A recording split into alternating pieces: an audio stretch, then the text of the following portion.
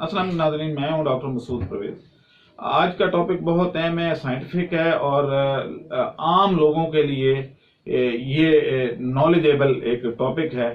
पिछले दिनों एक मैसेज चल रहा था कि जनाब कोरोना पे रशिया ने उसके अपना कोरोना पेशेंट का पोस्टमार्टम किया तो पता चला कि जी ये कोरोना नहीं है, ये एक 5G की ताबकारी है और ताबकारी असरात हैं।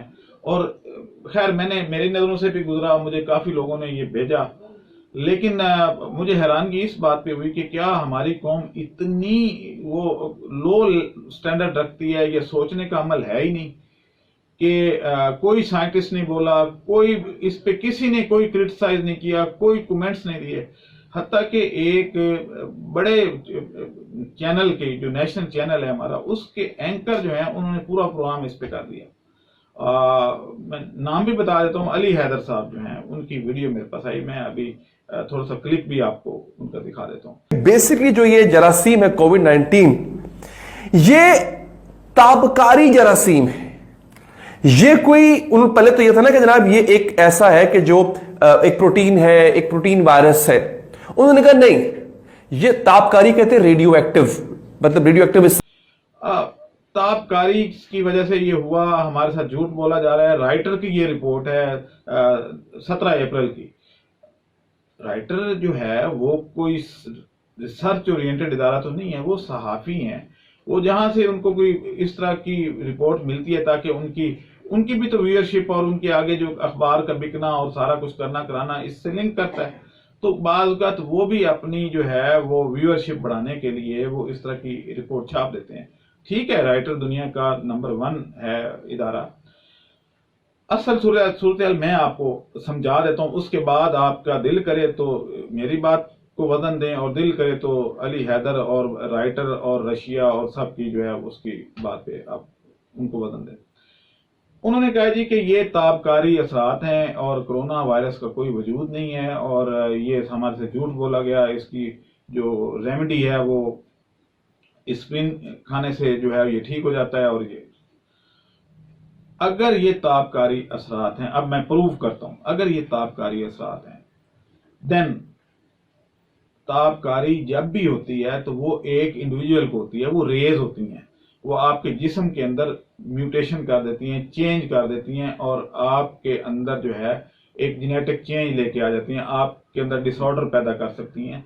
लेकिन ताबकारी असरात एक आदमी से दूसरे आदमी को नहीं लगते, वो सिर्फ आपके जो उस ताबकारी के अंदर आएगा उसको होगा। और ऐसा नहीं होता कि फ्लाइट्स आ रही हैं और उसमें यूके से बंदे बैठे हुए ताबकारी ला के और यहां छोड़ रहे हैं। मकसद तो यही है। फिर अगर ये ताबकारी हैं तो फिर उन बंदों तक होना चाहिए था जो उस ताबकारी के ज़ेरे असर आए। ऐसा नहीं होता कि आपकी म्यूटेशन हुई है यूके में, वहां से फ्लाइट्स पे बंदे बैठ के यहां आए और उन्होंने ताबकारी यहां आके खारिज कर दी।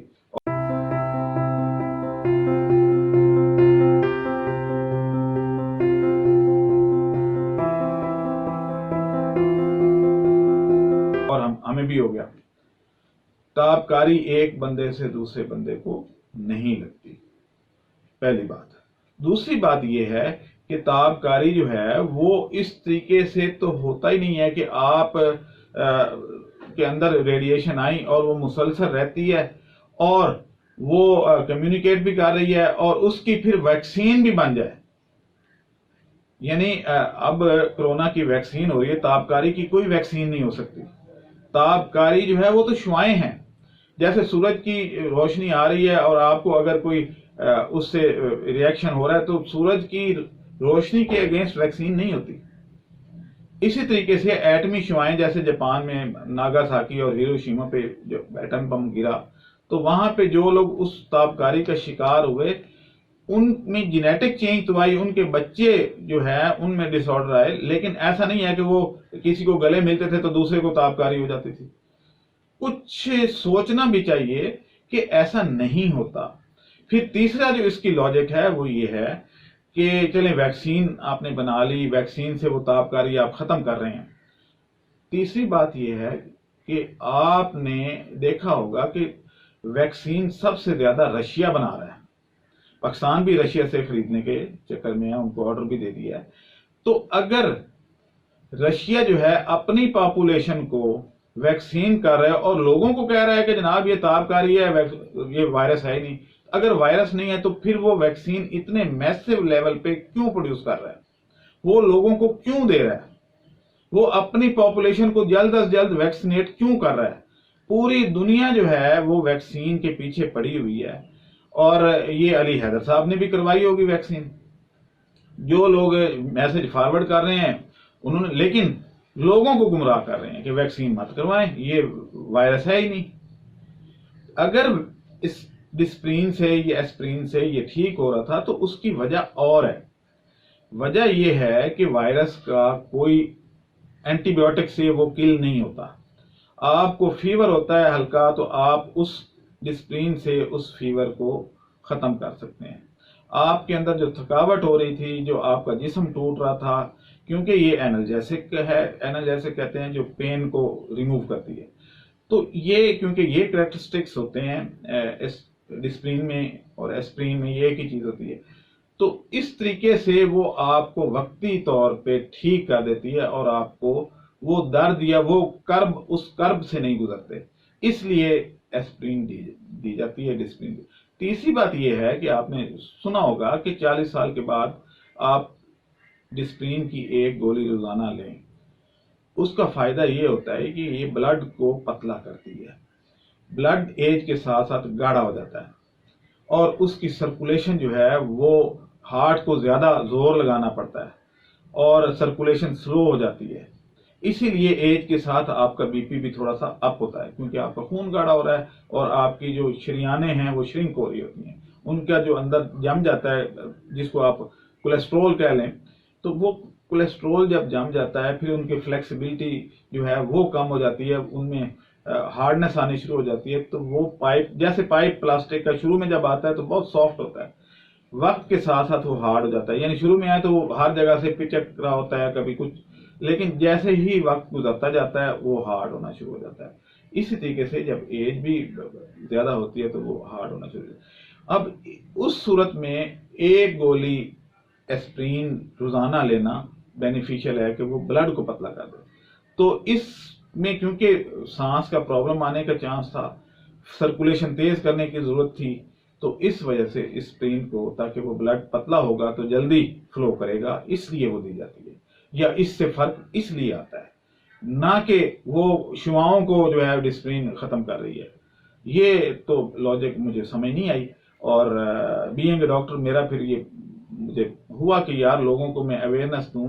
جو لوگ اس طریقے سے کام کر رہے ہیں اور اتنے بڑے چینل پہ آ کے اور اس طرح کی باتیں کرتے ہیں، اور پھر یہ میسج اتنا ہوا، یہ یعنی آگے فارورڈ کیا گیا کہ کوئی بندہ بھی ایسا نہیں ہے جس نے اس کو نہ پڑھا ہو، کیونکہ ہمارے اندر ایک کیوریوسٹی ہوتی ہے. ہم چاہتے ہیں کہ کسی طریقے سے یہ ثابت کر دیں کہ کرونا کچھ نہیں ہے، اور ہم بغیر جو ہے وہ علاج کے ہم ٹھیک ہو جائیں.